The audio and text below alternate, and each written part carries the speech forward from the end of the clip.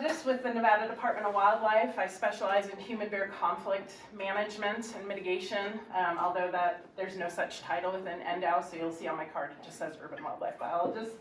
But pretty much everything I do, 99% of what I do is going to be involving bears. I put Carl Lackey's name up here as well. A lot of people know him. He's been around for 30 years. And everyone's like, is he still around? Yes, he is. He is actually releasing a bear right now, and we have another bear caught, so he's dealing with that this morning while I do all this. But please feel free to have my email. You guys have my card. Go easy on the phone calls, but feel free to email me because that makes it a little easier on me. So I am going to try and go through a ton of information on a very complex thing in Nevada in a very short period of time. So I expect there to be a lot of questions because I'm certainly not going to answer them all. But with that, we'll just do it this way. Okay, let's do a little bit of background on black bears in Nevada. That is the only species of bear that we have here. There were, 150 years ago, grizzly bears here as well. No longer found anywhere in Nevada or California. We just have black bears. However, about 95% of our bears are brown in color. So a lot of people call and they're like, there is a brown bear in my yard. And I have to correct them and say, well, technically it's a brown colored black bear. I got royally schooled by a 6th grader who was really mad that we as scientists have not changed that, because if black bears come in multiple colors, they shouldn't be called black bears. And that is not in my wheelhouse. So anyway. That's great. So this is typically, our color phases. This is normally what we're going to see. This is a bear up in State Line. We do have colored black bears. They're just not as common to be seen as the brown ones. Often you'll see that big white chest patch that is very distinctive. They all have different colored chest patches. And when you're out walking in the woods, that's typically what you're going to see. Now they do come in specialized colors in other places. They have what's called the glacier bear, and that's more up north where they actually come in that gray phase. That is a true albino black bear that I caught up in Montana. I worked up in Montana on grizzly bear conflict management for about a decade. I've been here in Nevada for about 7 years now. And then you have what's called the spirit bear that is in kind of the northwest area of North America. This is not an albino bear. It's actually in a recessive white. So actually, technically, that bear is red. It's just on the lightest end of the red spectrum. So not a true albino. Our bears in a wildland setting, females will be, about 150 pounds. They're actually quite small when they're true wildland bears. The male's about 350 pounds. However, we grow ours a little bigger around here, and especially if they've been eating garbage, we can see bears upwards of 600 pounds up in the Tahoe Basin. Our record bear was over 700 pounds and was taken up above Reno in the hunt, and when they looked at his stomach contents, which we ask all hunters to do, they found the top of a Corona bottle, an avocado peel, all that good stuff. So they do come a bit bigger depending on where they've been eating. So let's talk a little bit about senses. So bears' eyesight is about equivalent of ours. They can see motion pretty well, but quite often I've been, within a couple hundred yards of a bear and it's oblivious to me until I speak up and announce myself, and then it's like, whoa, and goes the other direction. Hearing, fair to moderate, not their biggest sense. Their biggest sense is going to be that sense of smell. So bears actually have specialized ventricles on their brains specific to their olfactory. So kind of the way that I explain that to people is, as advanced as we are in our intelligence, that's as advanced as bears are in their sense of smell. Black bears can smell garbage from 10 miles away. So when you put a bungee cord on your garbage can, that ain't gonna stop this bear. It came for your garbage. So always keep that in mind when you're thinking about trying to bear-proof your residence is, if I wrap this in a plastic bag, I don't think the bear is gonna smell it. The bear is absolutely going to smell it. So it's 7 times that of a bloodhound, and we all know a bloodhound can smell a drop of blood in a gallon of water. So just keep that all in mind. Black bears are omnivores. Plant matter is about 85% of their diet. They will take advantage of dead deer that they find up in the hills. They will occasionally kill a deer. Most often it's fawns, and they're not very good at it. So a lot of what they also feed on is fish. I'm having a lot of koi pond issues this year, more than I've ever seen. So be aware of it. If you have a pond, not only is the water going to be attracting right now for drought conditions, but if you have fish in there, right now is when they're in what's called hyperphagia, and that's that drive to get 25,000 calories on board in anticipation of making it through the denning season. So I wish I had that problem. I wish I needed a ton of 25 because I just eat popcorn all day. So. Okay, so when you're out there, what are you looking for? Obviously, everyone knows this one because it's all in your yards right now. You can kind of tell the different times of year based on their poop. So in the spring, it's going to look a lot like horse poop because they are coming down out of the dens and taking advantage of all that fresh green grass that's coming up that's high in carbohydrates and protein. So you got a lot of these scats that are chock full of grass, and it's sort of like, is it a horse? Is it a bear? In the pine nuts, if we had a good pine nut crop, which we don't this year, this is what you would be seeing are these orange scats full of pine nuts. And then when they're feeding on manzanita, this is what you're going to see. We call it the granola poop. It's fruits and nuts and all that good stuff. Beyond that, you know, you're looking for scrape marks on aspen. If you get into an aspen stand, especially on the Carson Range here, you'll find these old scarrings with new claw marks over top of them from bears climbing the trees. You may find a daybed, which is just going to be a depression in the ground. Sometimes bears will actually den this way as well through the winter. They'll actually have an above ground den, and it just looks like a giant, like a big bird nest. Torn apart logs, of course, they're getting into insects and things like that. They love ground nesting wasps, so you'll find a lot of that. This is what we call a bear trail. So bears, being the lazy creatures that they are, will actually step in each other's footprints because it's nice and soft. And if you get into these places where they've actually been using it for a long time, these depressions can be quite deep. Up in where the salmon runs are, you can get them where they're actually a foot deep because generations, hundreds of years of generations of bears have been stepping in that same spot. So that's always an interesting thing to find. This was in Mogul. This was a bear. I don't know where he got muddy paws, but he just walked straight down the street and left that behind. And then, of course, in the snow, you'll see that track as well. Their back paws look a lot like our feet. So if you're up in the mountains and you come across a track and you're like, well, what is a person doing walking barefoot up here? You're looking at a bear track. Although it could be Bigfoot. I don't know. Yes. Regarding track size, I have a lot of people who say, oh, I measured the track and it was this size and therefore it was this size bear. You can't judge a bear's weight on their track size. Their track size does not change once they become an adult.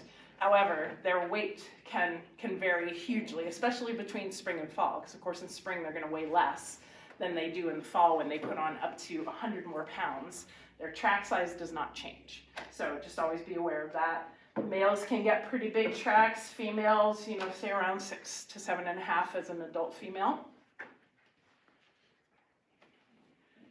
Bear behavior. Let's talk about that, and maybe I can start this while I'm chatting.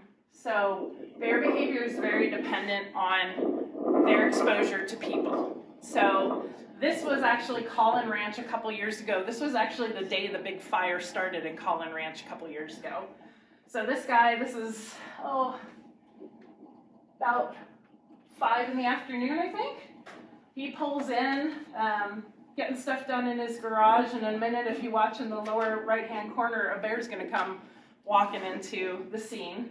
And you kind of see how bears react, especially our urban bears, what we call our urban bears, the ones that are living in these urban areas. They're pretty relaxed about people. They're used to people being around. So here he comes. and gentleman's gonna go get his mail, completely oblivious to the fact that there's a bear in his yard. Da-da-da, looking at my plants, holy cow! But you see, like, the bear was just like, what, hi dude, there was no aggression. That's really a typical interaction. Of course, rather than making the bear leave, he goes to get his phone to videotape it, and gets his buddy out there as well, and the bear just crosses the street to go and, over to the neighbor's house to see what kind of chewy package might be on their front door. But this is typical urban bear behavior. They are not dangerous bears. They are simply used to being around people, and so they don't really care that people are around. But they're not there to get people. They are simply there to take advantage of the attractants that are around town. I would have preferred if he had yelled at the bear and made it uncomfortable, but, a Facebook like is a Facebook like, right? So, this is pretty typical of the Tahoe Basin. They like their pools and hot tubs up there. So we're going to talk about kind of the two different bears that we refer to. So human habituated bears are simply bears that through repeated experiences have gotten used to being around people. Majority of our bears, okay, that are not true wildland bears that are up in the pine nuts, if they're in Carson, they're a human habituated bear. On top of that, human food conditioned bears are bears that have pretty much decided they don't want to be a wild bear anymore because our food is way better in calories and taste than scraping, bugs out of trees. So usually a human habituated bear is going to also be a food conditioned bear. Okay, I know that's, there's no test later, I promise. What you're going to see if you encounter a bear down here is these behaviors: pacing, panting, swinging their heads, vocalizations, especially if they're up a tree and you're standing under there like, what are you doing on my tree? They may chop their jaws at you a little bit. They may huff. It's sort of a...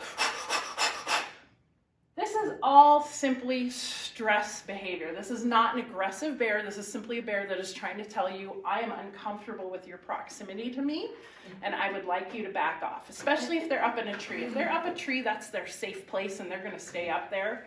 But if you're standing under there and they have no escape route, they're going to give you these stress indicators. And at that point, just leave the poor bear alone. He will come down out of the tree eventually and make his way somewhere else. But don't be concerned. And, bluff charge as well. I've been bluff charged once a week, basically. And it's really just, again, it's them telling you, I would like you to move away from me. They will do this if they are on a bag of garbage. They will bluff charge you because they're defending their food. But they are not going to attack. You have to understand that attacking someone is a high cost in energy and stress to a bear. It does not want to attack. It does not want to risk its own life, and it does not want to put in the energy that it would take to actually attack you. So that bluff charge is going to be like that, or like that, and then they're going to back off and simply say, please back away from me. So there's things that we would like to know about, but we will talk you down off the ledge. It's okay. What did you do? What did the bear do? I got a lot of people who are like, the bear chased me into my house. And it's like, okay, did it actually chase you all the way to your house, or did you simply run to your house because the bear bluff charged you? It's always because I ran to my house because the bear bluff charged me. So not to downplay that, because of course, it's made me get a little nervous when they do that too. It's very intimidating, but please understand that you are not about to be eaten by a bear. Okay, so historically in Nevada, you can see this map, all of these hash marks are historic black bear range in Nevada. We had bears at low densities across all the major mountain ranges in Nevada. But then we came, right? And when we came, we tore down all the trees because we needed to feed the Comstock load and all the mining up there. We wantonly hunted bears just to get rid of them because we didn't like the fact that they would come into our camps and potentially injure our calves and things like that. So there was just ridiculous hunting. This is an actual photo from Spooner Summit where we were tearing down all the trees to, again, support. We were milling 300 cords of wood every 2 hours. If you can imagine that, the things we were capable of. So basically, the entire range was denuded of trees, and that takes away habitat from bears. So, again, just more awe-inspiring pictures of what this area looked like, only 150 ago. So this basically destroyed our bear population in Nevada. We did not have a bear basically by the early 1900s. There was not a bear to be found in the state of Nevada. However, with the end of mining, we saw that regeneration of the habitat, and the bears started coming back in, not until the 1980s. So I have a lot of people who are like, I've lived here 30 years and I haven't ever seen a bear here. It's, well, 30 years ago, we didn't have the population of bears that we do now. They held out sort of on the west side of northern Sierras. And as they continued reincorporating their population grew coming back east. So this is what it looks like now. So again, you still see all the gray hash marks of historic range. This black area is where we have a known sustained population of black bears now. All of these black dots are credible sightings of either bears or bear sign. So this guy actually over here, we were able to get a hair sample and trace the genetics all the way back to the Sierra bears. So somehow he made his way all the way across Nevada. I'm pretty confident we have viable populations here. We just haven't had the time or the funding to go and sample that population and actually do research on it to figure out that yes, indeed, we do actually have bears there. So they are growing and moving east and trying to reincorporate that historic habitat. How do we get all this information?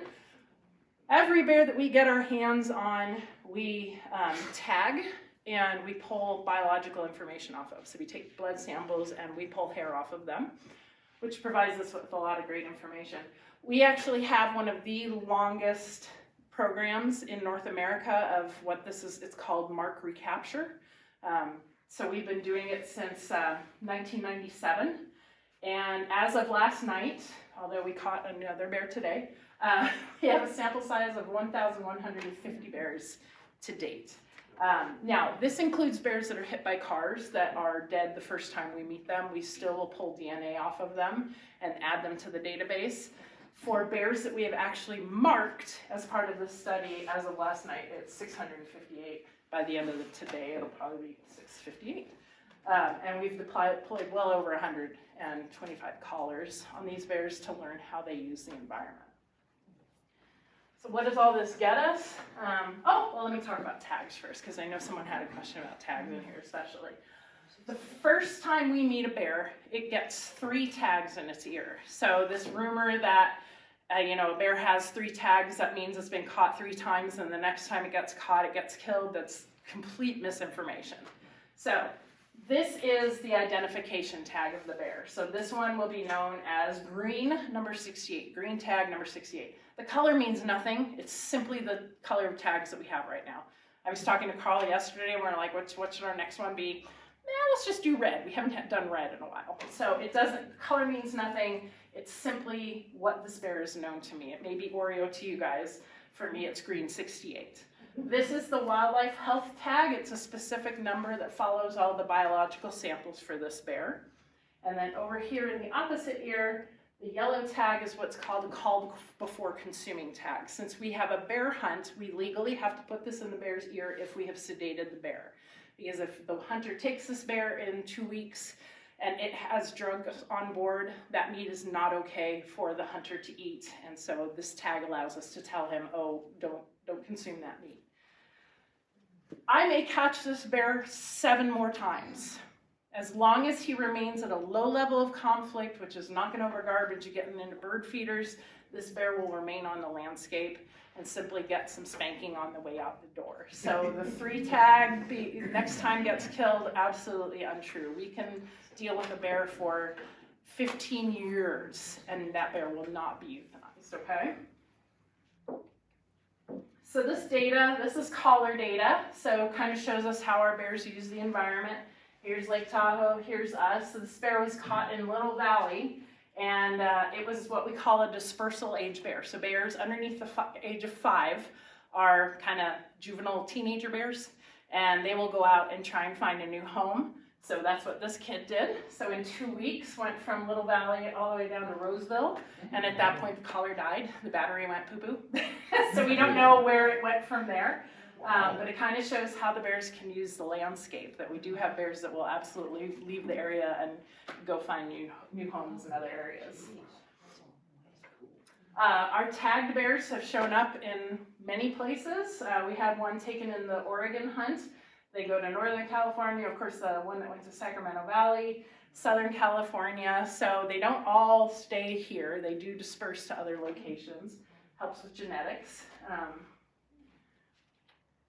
And then this is kind of a busy graph, but it's showing the genetics of our bears. So it's hard to see, but here's Lake Tahoe right here. And it's basically, showing the genetic flow of bears. And the thick arrows are kind of the main flow of the genetics. So what you're basically seeing is, yes, that gene flow is coming out of the Sierras and going into East Nevada. And so we're seeing that asymmetric gene flow. Sierra Nevadas is the source with that north-south gene flow of our bear genetics. They are tied to this Northern Sierra group. It also has allowed us, all this data gives us the current estimate of our bears in Western Nevada, and right now, statistically, we have a hard number of 452 bears within our known study areas. So our study areas are basically the Carson Range and the Pine Nuts. So based on the statistics of the recapture of those bears, we get 542. However, assuming that we have more bears beyond those two study areas, we have an estimate of upwards of 700 bears in the state of Nevada. Again, they're part of that Northern Sierra population, which is estimated at 10,000 bears. California has 35,000 bears in the state of California. Those bears move to us. So it is a shared population. That's right. Kind of a 30,000 foot view for you of how bears work. Again, here we are right in the center in Carson. All of these green dots, and I apologize if anyone's colorblind, and green dots over here, this is a single collar on a single bear, and all of the locations of that bear. So we have use of kind of the Hobart Reservoir area down all the way to 50, up to Incline. This bear used all of this habitat, and also went over to the Pine Nuts to utilize that habitat over there. And all the points in between for traveling. And you see he went right down the middle, right there, kind of coming down, right there. Went right through. So they do travel between the two areas, and they travel right through our yards in the process of doing that. And what we often see this time of year is those bears, when they're coming down out of the hills, they got caught up in our neighborhoods, all the goodness that we have there, and they get a little lost in there. So I took this picture actually last week coming down off of Hobart Reservoir, and it was a beautiful day. It was right after that storm, and Carson was looking gorgeous, and so I just snapped this picture and thought, oh, I'll use this in a presentation someday. But basically, I want you to imagine that where I'm standing right now, a bear is standing there, and it's scraping the ground, and it looks up, and it's like, look at all that. Look at the green grass and the smell of the garbage and the fruit coming up to me. And there's timberline is right there, like I could be there in 5 minutes. And then we have these creek systems where bears can very safely move through there and not be detected and get right into these neighborhoods and continue down into all of this mature landscape. And that is so much easier and so much more rewarding than sitting up there in the mountains and having to be a bear. This is what you guys are dealing with, okay? All these corridors that drop down in, and we have bears coming in here, and they are not coming to eat you. They are coming to eat your garbage and your fruit trees and your bird feeders, which are like Coke cans that just la. And they're gonna stay there. I'm sorry, it's life in Carson now. They're going to come down, they're going to get into this. It is hard up there, especially right now with the drought. There's nothing up there for them. Naturally, this is what they do, is they come down to the lower elevations where there may still be some berries that they can eat. There's going to be some deer carcasses that they can find, but now they have all of the goodness that comes with us and our marvelous ponds. Oh, the heat and swimming in ponds is so marvelous. So just be aware that this is why they're here, okay?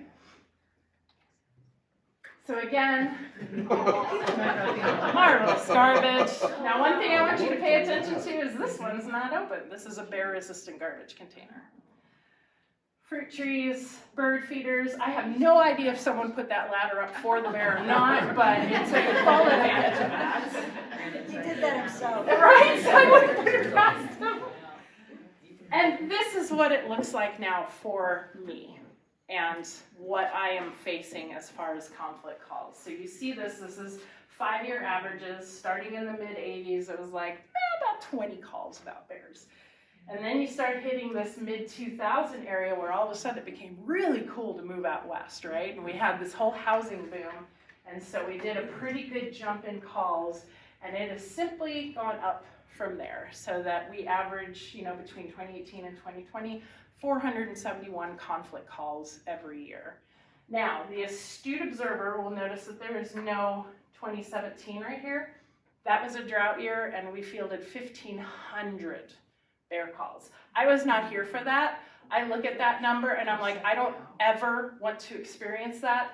I am experiencing it right now. We are probably at a similar level, at least 1,000 calls this year alone, because of the drought conditions. So,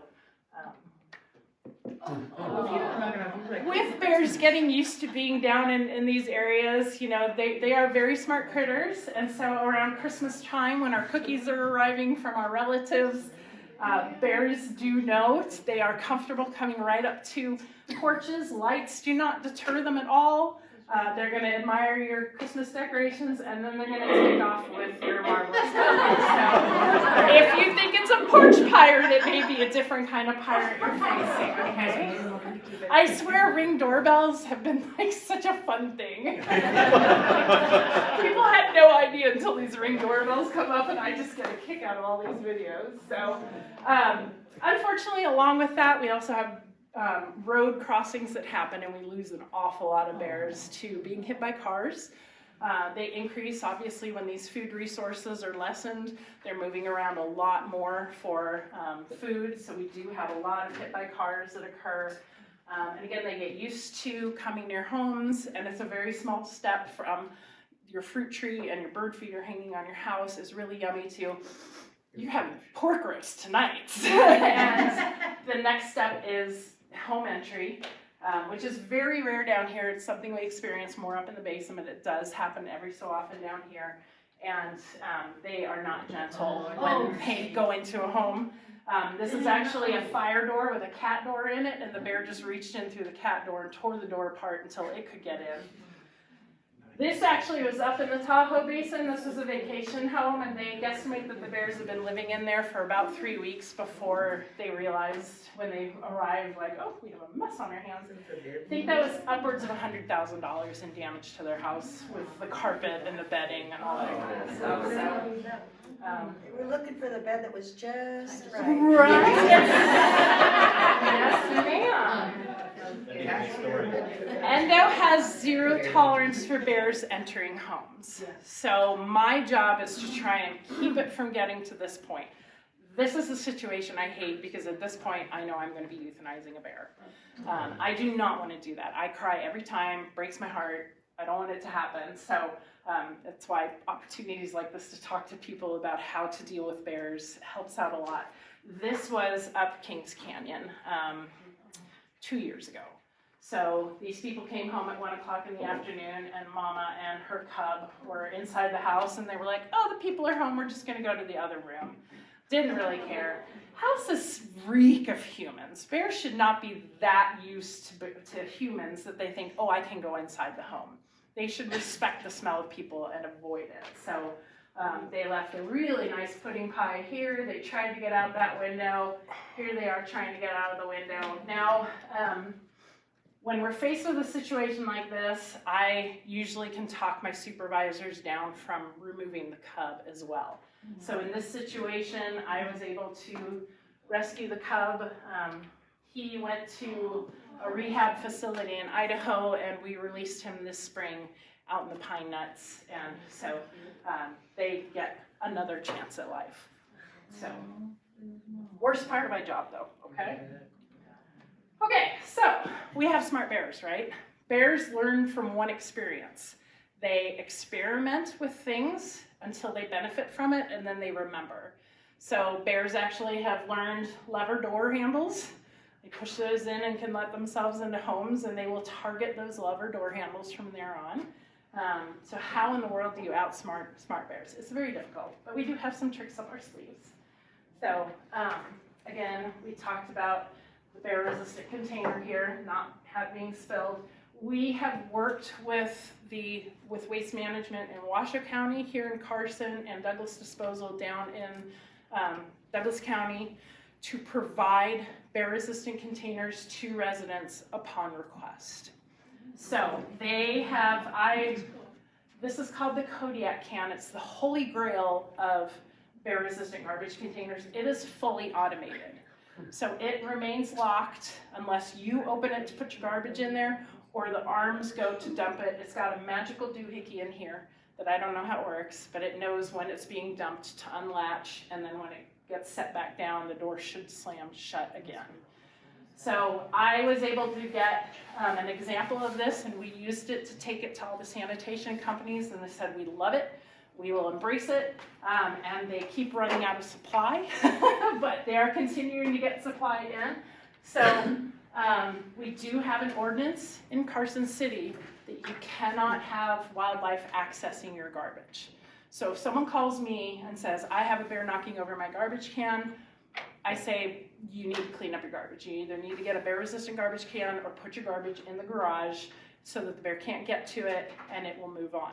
People don't like that, but I'm sorry, it's tough. You're in violation of a Carson City ordinance, and this is what you have to do, or I'm going to report you to code enforcement, and you will get a warning letter, and I'm done being nice. I'm sorry, but garbage, I mean, come on, we grew up with Yogi and Boo Boo getting into garbage, right? So I do have a flyer that I put out. We have these high bear activity signs, and I'll put a post next to it with flyers and stuff in it. And in Carson, this is the one that I put in, is just call Waste Management in Carson. Here's the phone number. You can just go and request a bear-resistant container, and they will bring it to you, and your problem is solved. Leave it outside. Do not put it in your garage. Leave the container outside. The bear's going to knock it around and not get a food reward and move on to the next house that probably doesn't have one. So we try and make this as easy for residents as possible. Please, just here it is. Just call the number, please. Does it cost more? It does cost a little more. I forget what it is. It's pretty minimal though. It's I can't remember Carson's, I apologize. It's like $5 or $7 to your quarterly bill. So when you're looking at that versus bear could try and get into my house, or I could face a $100 fine, I personally think that it's worth it. And the cans have a 5-year warranty, so if it does get damaged, Waste Management can just trade it out and get their warranty service for it. So it really is a great way to go. Do they work? Well, yes. So this is actually a video out of Montana, and I apologize for that. It's a grizzly. We don't have grizzlies here. But it's going to show you how smart bears are. So this is Mama right here, and this is one of 2 cubs coming in. And she got into the garage the night before, so we had them close their garage, and we pulled their garbage out, put it in a bear-resistant bin. She does not want to draw attention to herself. So watch her walk this down with minimal noise. Oh, she don't knock it off. It's like, oh, just don't wake the people. These are our bears, you guys. They want nothing to do with humans, to the point where they're like quietly trying to access the garbage, right? So she's not making any bones on it. Bears typically don't try all that hard. If they don't get a reward pretty quickly, they're looking at, I'm putting a lot more calories in than I'm getting out. I'm just going to move on to the next place. So she gives up pretty quickly, but little Munchkin here is like, no, this is where the food comes from, and it smells so good in there, Mom. I think we should keep trying. So these cubs are learning this as well, right? Again, they learn on one experience. So this cub can either not be rewarded with garbage, or it can be rewarded with garbage and be a problem for eons. He's super cute because he actually scares himself, which is just darling. I'm gonna try this. Maybe if I push on it. Holy cow, moved! And of course, ring doorbell image. So this is a Kodiak can, I believe. You can play for me. Again, tagged bear. Yeah. He's like, dang, huh? Yeah. That's good. And again, not working. Let me try this. If I pull on it, usually the lid, no?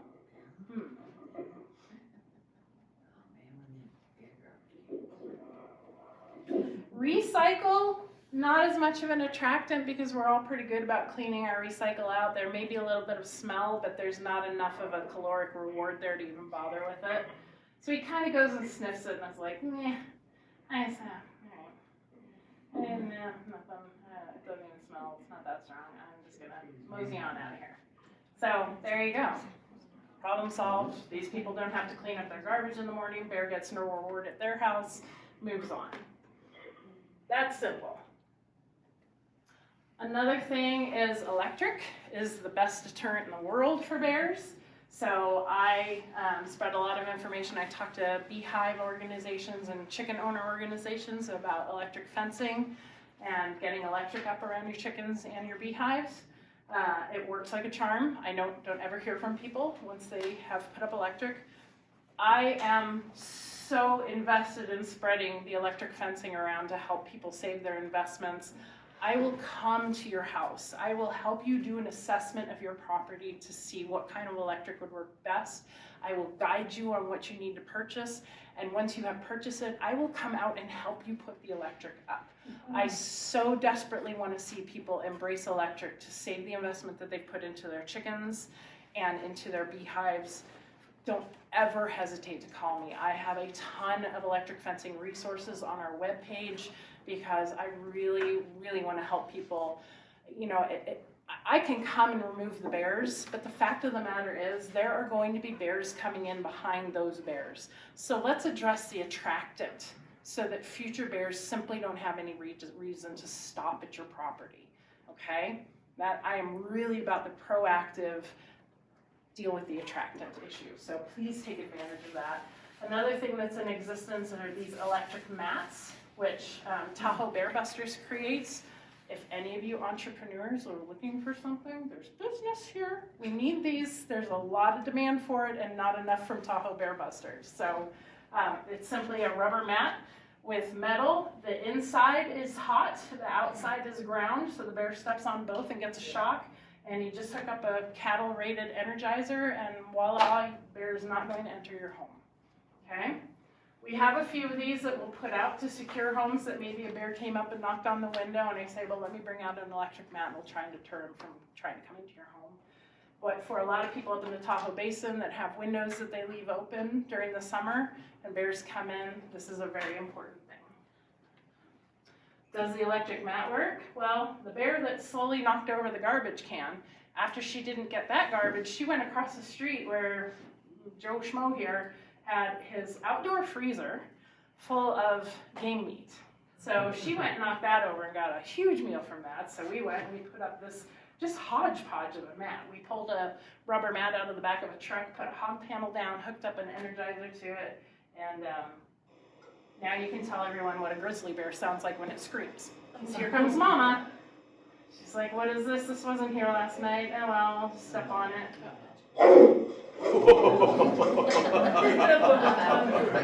And cubs are like, whoa! Never came back in. She hovered outside the carport for about 15 minutes and then finally got into one of our culvert traps so we could get her back up into the hills. But electric, very effective. They don't like it. It doesn't kill anybody. It just hurts really bad. So let's talk about me and what I do for you, okay?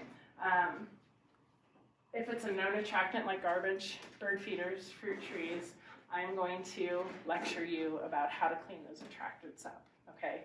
This is very low-level conflict. These are known attractants that people should know better about living in bear country. So here's what I want you to do to clean them up.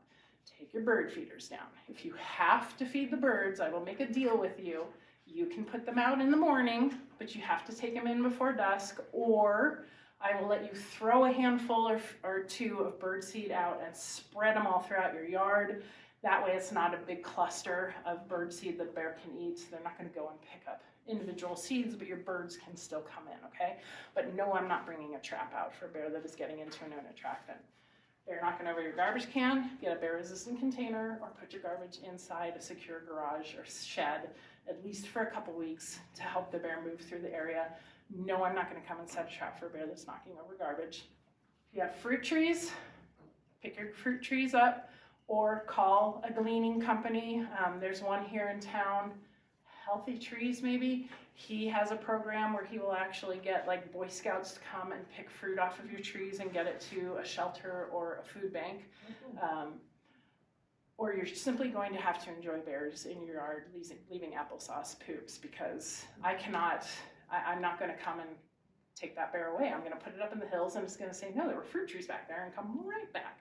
So address the attractant, not the bear, because at any point in time right now, I probably have easily 6 to 10 bears working West Carson right now. So if it's a public safety issue, if the bear is knocking on your door and trying to get in or continuing to hang around despite you cleaning things up, then we'll talk about bringing in a trap. But again, I'm going to talk to you about attractants at the same time, because again, I'm going to put that bear up in the mountains and it is going to come right back down. And if it doesn't, then the 8 bears that are still in the area could potentially come through. Relocation is not effective. I cannot take that bear to, Mount Grant. We've tried that. We had a collar on that bear, and in 4 days he was back over here. He literally ran out of the trap and kept running based on his locations. I mean, the distance that he was going between collar locations, he had to have been just trucking it. So relocation is not effective, especially for these bears that are adults that have established this as part of their home range and part of their habitat, and part of their routine is in the fall, we come down out of the hills and we get all these great attractions, okay? So I usually try to do, like, on the edge of town here, we'll do what we call an on-site release, where we'll actually release the bear either out of the yard where it was caught or just up the street, so it has this negative experience with the area. Down here, if I were to catch a bear, on Division Street or something, I'd take it up either Ash or Kings Canyon and try and give it a negative experience. Maybe it'll stay out, maybe it won't, depends on the bear, but we do try. What does a negative experience mean? Well, for us here in Nevada, we've embraced the use of the Karelian bear dogs. You may or may not have heard of them before. They're a breed out of Finland that was bred to actually hunt brown bears, so they actually have this innate ability to deal with a bear on the ground. So quite often what we'll do is when we release a bear, we will release the dogs as well. And, the dogs run up, they bite that bear on the butt, and what the heck bites a bear on the butt? Like, that's a big message to a bear. It does not usually get physical impact from anything. So it does not understand that it's not about to die. So when they come out of that culvert, they are literally running for their lives. The dogs are chasing after them, biting them on the butt, which is like, whoa. And then I'm yelling at them, get out of here, bear, get out of here, bear. And so hopefully what that bear is remembering is when people yell at me and when dogs bark at me, I am going to go the other direction. Or ideally, bear's going to be like, I'm never going back there again. Never. That was way too much. So I'm actually working on a master's project right now, looking at the most effective way to use these dogs. So I've got quite a few bears out there with collars on them, and that simply means that they've received some kind of treatment with the bear dogs. And hopefully, in the next year or so, I'll have a publication about how best to use these dogs. But we used to use the rubber bullets and the bean bags and things like that. And we've actually found that the dogs are far more effective than even those. That pursuit is a real stressor. The great thing about the bear dogs is it's actually a flaw in the breed to be aggressive toward people, so they're marvelous ambassadors as well. So we can engage with the public. When we show up at somebody's house and the dogs are there, it kind of changes the dynamic of the discussion we're about to have. If we do an on-site release, the people actually see the effort that we're going through to try and save these bears, and they are more apt to do the right thing by the bear as well, understanding that, okay, they released it right off my backyard, the bear is still in the area, I should clean everything up to keep it from coming back to my house. How am I on time, Elaine? It's Go on. We'll come back to this. This is what a release looks like, but we'll kind of talk about right now what is going on. Why does everyone have bear scat in their yard? Why are we getting 30 calls a day for bear conflict? This is why. We are in extreme drought. So we all know this. Habitat up high, long dried off, water availability, long dried off, and then you throw these huge fires into it, and our bears are driving down into the valleys right now. And as I've been saying this whole time, we have all of this wonderful stuff, and they are simply not going back up into the hills right now. So we have 5 traps, and we're getting 30 calls a day on bear conflict. So right now, we're really having to triage where the traps go. And remember, the calls are not just Carson. I'm getting calls from North Reno all the way down to Topaz Ranch. So we triage the calls, and the rest of folks, we're just trying to talk through securing your attractants, preaching patience. Please be patient. Please understand the bears are not a danger, okay? They are not here to eat you. They are simply here for the easy attractants. A lot of people are like, we came within 5 feet of the bear last night. And it's like, yes, that does happen. Respect that you just need to back up. Bear is going to go away from you. If bear doesn't, as you're backing up, just, hey bear, go on, get out of here. You can open up your window and chuck rocks at them or something. Make them feel unwelcome.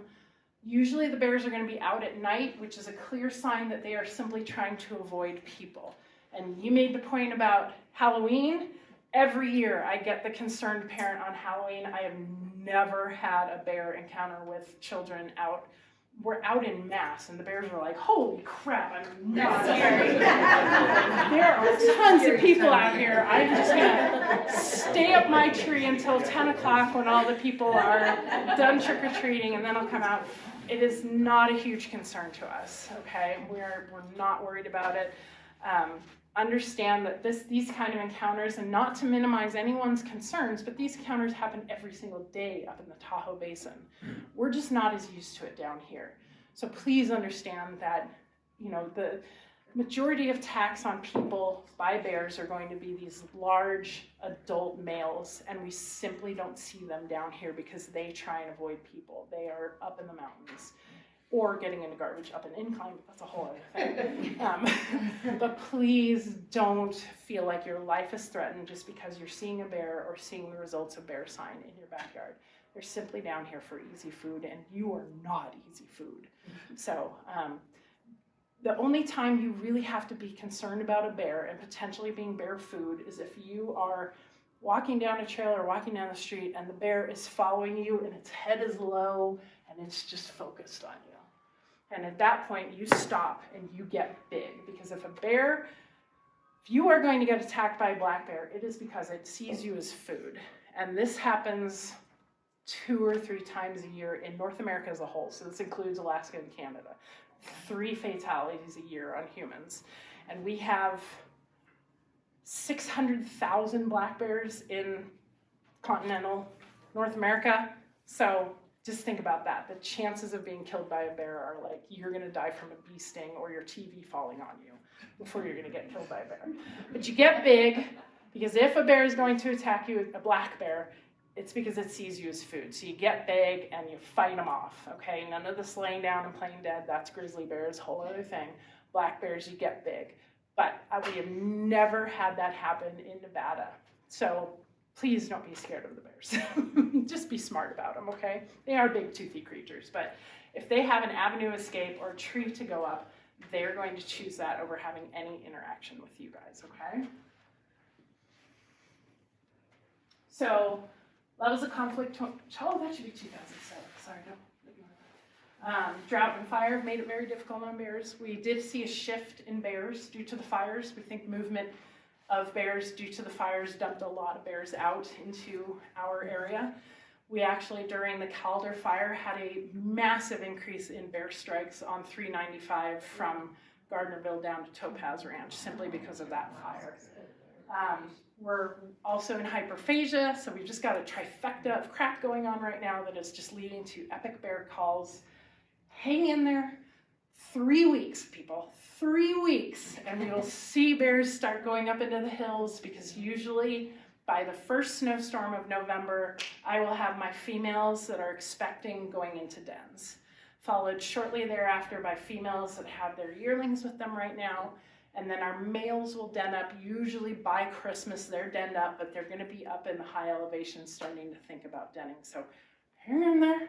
The light is at the end of the tunnel. I may have a full night's sleep come like Thanksgiving. I'm very excited about it. They are not here for forever. A lot of people are like, they're going to den in my backyard, and they don't. Our bears den above 6,000 feet. So they will go. I promise. In the meantime, they're always going to be here. We depend on the residents that are living in bear country to live responsibly. Don't let them feel invited. Yell at them. Make them want to go away. Clean your stuff up. Don't stand here and drink your beer while they eat your picnic up at Lake Tahoe. Get bear-proof trash cans. You guys that own businesses down here, you can work with Mesa Waste Management. They can bring you a bear-resistant dumpster for your business. Anything to just don't have any attractants there. So with that, I'm going to run this cute little thing of a bear learning how to be a bear with its mom, and I am open for questions if I have time. Yes, does